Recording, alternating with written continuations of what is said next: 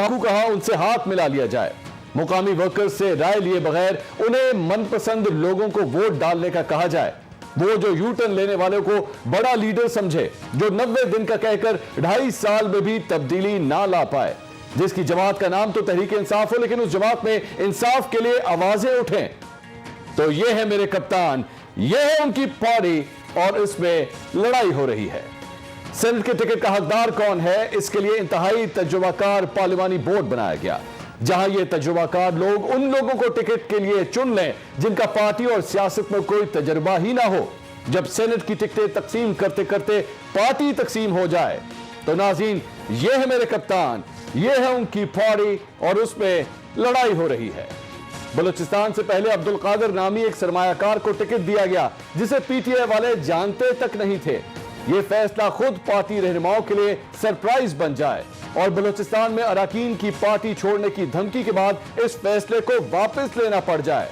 तो ये है मेरे कप्तान, ये है उनकी पार्टी और इसमें लड़ाई हो रही है। पंजाब में वजीर आला के खिलाफ एमपीएस करप्शन के इल्जामात लगाएं, अहलियत पर आवाजें उठें। पहले ख्वाजा दाऊद सिलमानी और फिर खुरम लगारी अपने कई साथियों समेत पार्टी को अलविदा कहने का ऐलान करे, लेकिन उस्मान बुज़दार को कोई फर्क ना पड़े। तो नाज़रीन, ये है मेरे कप्तान, ये है उनकी पार्टी और उसमें लड़ाई हो रही है। फैसल सलीम को खैबर पख्तूनख्वा से टिकट देने का फैसला किया, जिनके खिलाफ मुबैना तौर पर जाली सिगरेट साजी की इंक्वायरी हुकूमती इदारे कर रहे हों। हुकूमत में रहते हुए भी तहकीकात के बगैर ऐसे लोगों को सिलेक्ट किया जाए और कारकुन मुंह देखते रह जाएं। तो ये है मेरे कप्तान, ये है उनकी पार्टी और इसमें लड़ाई हो रही है।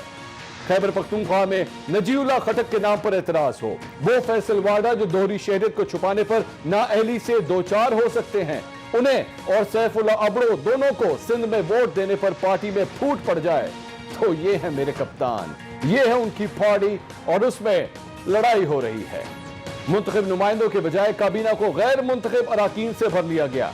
जब कानून आड़े आया तो उन्हें सेंटर्स बनाने का रास्ता अपनाया गया। बाबर अवान और शहजाद अकबर इस दौड़ में पीछे रहे।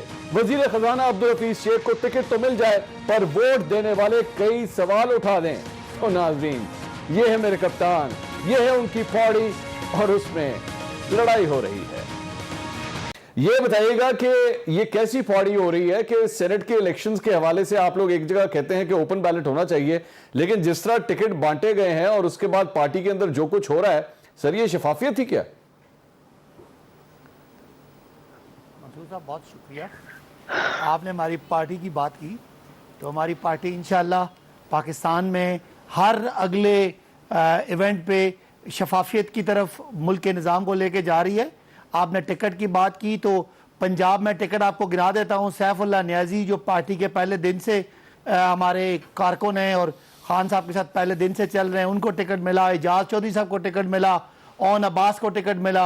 इसी तरह बाकी पता नहीं आपको कहाँ पे कोई एतराज़ है, और अगर कहीं एतराज़ होता है, कारकुन एतराज़ करते हैं तो पार्टी के टिकट तब्दील भी हुए हैं। लिहाजा मेरा नहीं ख्याल कि जितना आपने कोई नक्शा खींचा इतनी को ख़तरनाक सूरत हाल है। बहुत ही अच्छे साइंस हैं और जहाँ कहीं कारकुनों का कोई चूँकि हक उनको है, ये ख़ानदानों की पार्टियाँ नहीं हैं, बड़े भाई छोटे भाई अब्बू अम्मी मामू भांजे भतीजे नहीं है। एक डेमोक्रेटिक पार्टी है जिसमें ये जो आप लड़ाइयाँ कह रहे हैं ये डिफरेंस ऑफ ओपिनियन है, और ये आपको और मुझे आदत नहीं है, बिकॉज हमने तो सिर्फ देखा है एक भुट्टो ख़ानदान, एक शरीफ ख़ानदान और उनके ही बच्चे आगे सबको चलाते हैं, तो वो वहाँ किसी को बोलने की जरूरत नहीं है।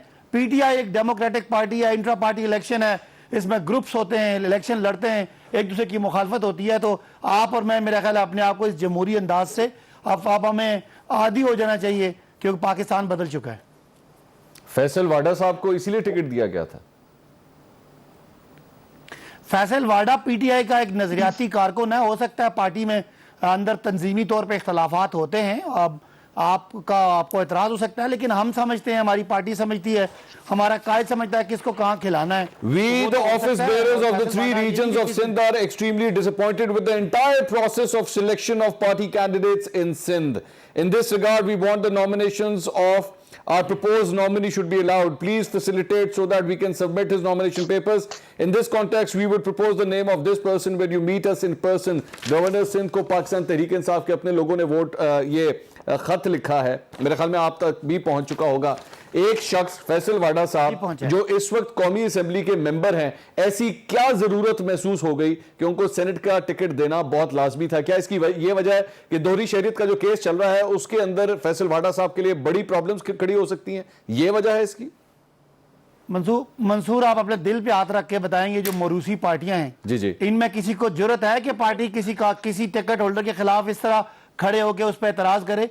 ये तो एक जमहूरी पार्टी है और इस पे पार्टी जवाब देगी। आप देखिएगा जब टिकट फाइनल हो जाएंगे और जब वक्त गुजर जाएगा तो सब लोग इमरान खान के निज़ाम के नीचे सारे रुक जाएंगे, खड़े हो जाएंगे और वो अपनी पार्टी को सपोर्ट करेंगे। ये जमहूरी अमल है, इसमें किसी चूंकि हमारे यहाँ बहुत सारे ग्रुप्स हैं और बहुत सारी साहब, मैं तो आपसे सिंपल एक सवाल पूछ रहा हूं कि आप मुझे जरा वो खासियत बता दीजिए जिसकी बिना पे फैसल वाडा साहब को टिकट दिया गया। ये खासियत बताइए जरा मुझे आप वो खासियत बताएं जिस वजह से उनको टिकट ना मिलना चाहिए। तो टिकट मिलना तो मैं बताता हूं, मैं आपको सलाह बताता हूं कि क्यों ना मिलना चाहिए। एक सबसे बड़ी बात ये कि फैसल वाडा साहब ऑलरेडी इस वक्त नेशनल असेंबली के मेंबर हैं, उनको जरूरत नहीं पार्लियामेंट में बिला वजह यहां से घुमा के लाने की, उसकी जरूरत नहीं थी। दूसरी बात ये, आप भी जानते हैं, मैं भी जानता हूं कि सुन तो लेना, आगे भी तो सुन लो। दूसरी बात ये कि उनके ऊपर दोहरी शरीयत का जो केस है वो उससे 1 साल से जान छुड़ा रहे हैं। 1 साल से उन्होंने अभी तक अपना जवाब तक नहीं जमा करवाया। ये वजह है, बड़े सीरियस एलिगेशन है उनके ऊपर और आप उन्हीं को सेनेट का टिकट दे देते हैं। ये वजह है जिसकी वजह से एतराज किया जा रहा है। मंसूर साहब, आपका एतराज है और आप एतराज कर सकते हैं, लेकिन ये हमारी पार्टी का अंदरूनी मामला है कि हमने उनको सेनेट में रखना है, असेंबली में रखना है।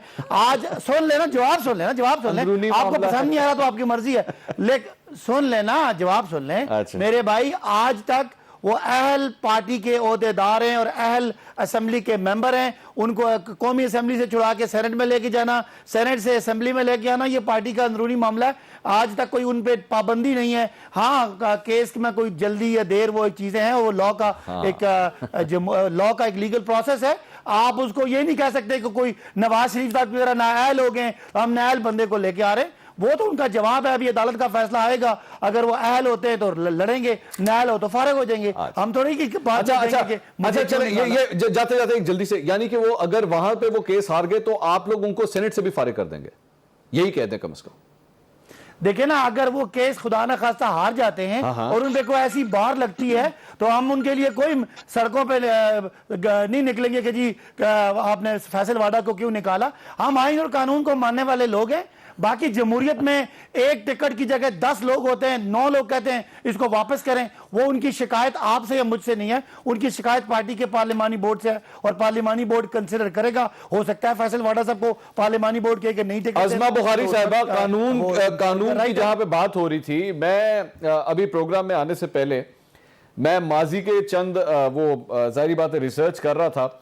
नवाज शरीफ साहब के बड़े बयानात निकले मेरे पास और उसमें यूसुफ रज़ा गिलानी साहब को जब नाअहल करार दिया गया था और उन्हें हटाया गया था वजीर आजम की कुर्सी से, बड़ा कुछ मवाद निकला। लेकिन जाहिर बात है मेरे पे पाबंदी है पैमरा की जानिब से कि मैं नवाज शरीफ साहब की वो चीजें चला नहीं सकता, तो मुझे तो उस हुक्म के तहत ही आगे चलना है। वरना यकीन करें कि मेरे पास कोई 5-10 मिनट का सामान इकट्ठा हुआ था यहाँ पे। तो आप लोगों ने सोचा एक दफा कि मतलब हम लोग यूसुफ रज़ा गिलानी को सपोर्ट करेंगे इस्लामाबाद की सीट के लिए, शाहिद खान अब्बासी साहब उनको सेकंड भी कर रहे हैं उसके अंदर, आपके कुछ लगा नहीं कि नहीं यार अजीब हो रहा है, ये ठीक नहीं हो रहा है जो कुछ भी हो रहा है? बहुत शुक्रिया मंसूर। ये है हमारे सिलेक्टेड कप्तान, ये है उनकी पार्टी और उसकी बदनामी हो रही है। अब ये जरा आप सिर्फ ये मुलाजा फरमाएं कि वाडा साहब के बारे में अभी जो कानून और आइन का दर्ज फरमाया है इन्होंने, और वो ये हो जाएगा वो हो जाएगा, मेरे प्यारे भाई को शायद मालूम नहीं, 1.5 साल से उनका केस पेंडिंग है, एक इलेक्शन कमीशन में और एक इस्लामाबाद हाई कोर्ट में, और आज तक उन्होंने जवाब ही जमा नहीं कराया। और पिछली पेशी पे उनको 50,000 रुपए जुर्माना हुआ है।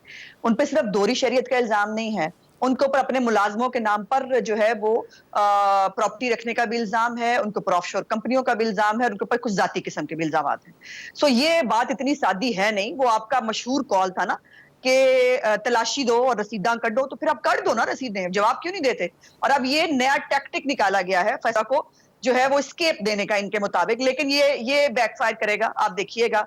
अब जो उनके कागजात नामजदगी हैं वो जब बाहर निकलेंगे तो आपको समझ में आएगा कि उसमें जो है वो क्या क्या किया गया और कैसे किया गया। अब जो सवाल आपका है, देखिए ये पीडीएम का फैसला है कि हमें यूसुफ रजा गिलानी साहब को मुतफिका उम्मीदवार बनाया गया है। यूसुफ रजा गिलानी एक ऐसी शख्सियत हैं जिनके ऊपर बहुत सारे जो आज़ाद अरकान इलेक्ट होके आए थे वो भी, और चूंकि एक दफ़ा वो प्राइम मिनिस्टर भी रह चुके हैं, उनकी एक जनूबी पंजाब के हवाले से एक उनकी बेस भी मौजूद है, सो वो सबसे सूटेबल कैंडिडेट थे पीडीएम की तरफ से। और हम जब एक इत्तेहाद में है ना, तो यहाँ पर एक पार्टी की राय नहीं होती, इसमें तमाम पार्टियां जो है वो मिलकर चलती हैं। और मैं समझती हूँ खुद जाती तौर पर भी कि यूसुफ रजा गिलानी एक बहुत मौजू उम्मीदवार हैं इस सीट के लिए। और हमें 2012 में क्यों नहीं थे? 2012 में क्या हुआ था? अब मैं जारी बात है कुछ चीजें निकाल के दिखा सकता नहीं, ये तहरीक इंसाफ ने मुझे रोका जी। नहीं, मैं एक्सप्लेन कर देती हूँ। 2012 में ही हुआ था कि उनसे सुप्रीम कोर्ट ने एक जवाब मांगा था और उन्होंने वो जवाब अपनी पार्टी जो उनको बेहतर लगा उस वक्त और अपनी पार्टी के लिए वो उन्होंने स्टैंड लिया। इसमें कोई बुरी बात नहीं होनी चाहिए। मैं अपनी पार्टी के लिए स्टैंड लूं, उसमें भी बुरी बात नहीं होनी चाहिए।